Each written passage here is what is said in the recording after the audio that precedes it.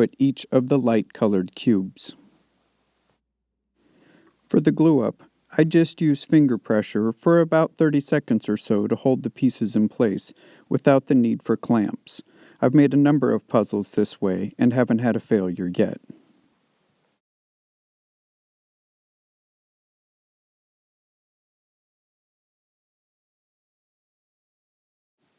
If you're wondering why I'm working in the house, it's because my shop isn't that warm, and as you can see, it was pretty cold outside today. And it's really not a good idea to do glue-ups in cold weather. Once all the parts are glued up, give them a final sanding.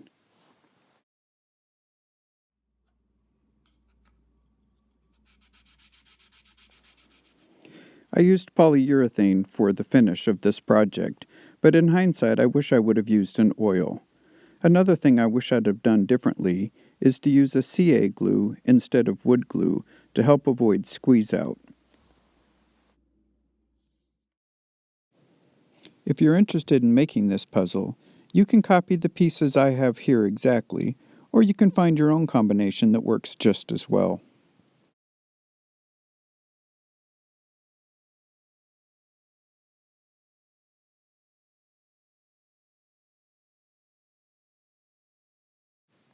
As I mentioned earlier, there are a lot of ways to put together a 7-piece cube puzzle. Here's one way how to do it, but it's not the right way. It wouldn't be a puzzle if I gave away the solution. As you can see, I do know how to put it together correctly though. As always, thanks for watching. Please like and subscribe, and I'll see you next time.